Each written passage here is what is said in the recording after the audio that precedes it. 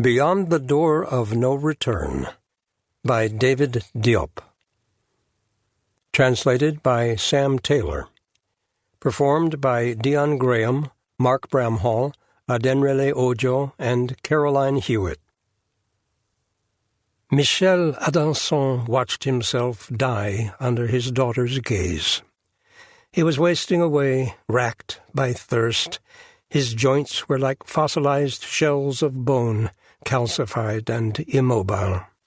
Twisted like the shoots of vines, they tormented him in silence. He thought he could hear his organs failing one after another. The crackling noise in his head, heralding his end, reminded him of the first faint noises made by the bushfire he'd lit one evening more than 50 years before on a bank of the Senegal River.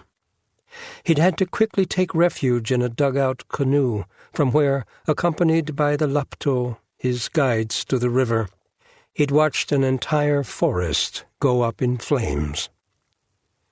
The sump trees, desert date palms, were split by flames, surrounded by yellow, red, and iridescent blue sparks that whirled around them like infernal flies.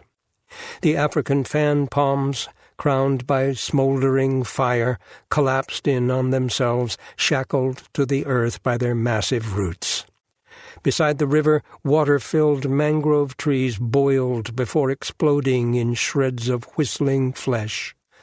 Farther off toward the horizon, the fire hissed as it consumed the sap from acacias, cashew trees, ebony and eucalyptus trees, while the creatures of the forest fled, wailing in terror. Muskrats, hares, gazelles, lizards, big cats, snakes of all sizes slid into the river's dark flow, preferring the risk of drowning to the certainty of being burned alive. Their splashes distorted the reflection of the flames in the water. Ripples, little waves, then stillness. Michel Adanson did not believe he'd heard the forest moan that night.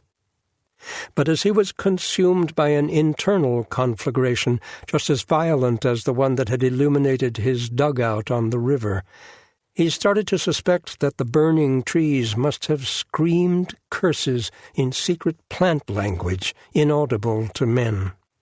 He would have cried out, but no sound could escape his locked jaw. The old man brooded. He wasn't afraid of dying, but he regretted that his death would be of no use to science. In a final show of loyalty to his mind, his body, retreating before the great enemy, counted off its successive surrenders almost imperceptibly.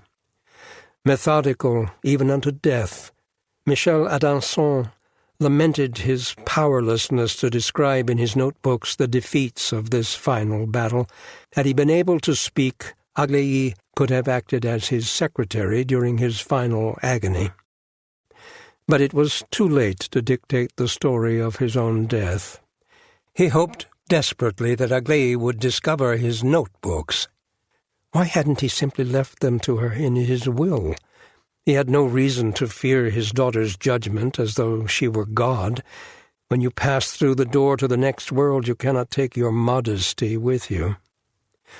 On one of his last lucid days, he had understood that his research in botany, his herbaria, his collections of shells, his drawings, would all disappear in his wake from the surface of the earth.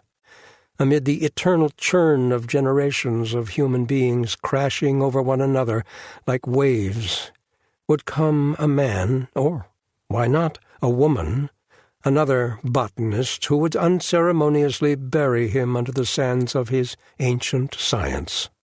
So the essential thing was to figure in the memory of Aglaé as himself, and not merely as some immaterial, ghostly scholar. This revelation had struck him on January 26, 1806, precisely 6 months, 7 days, and 9 hours before the beginning of his death.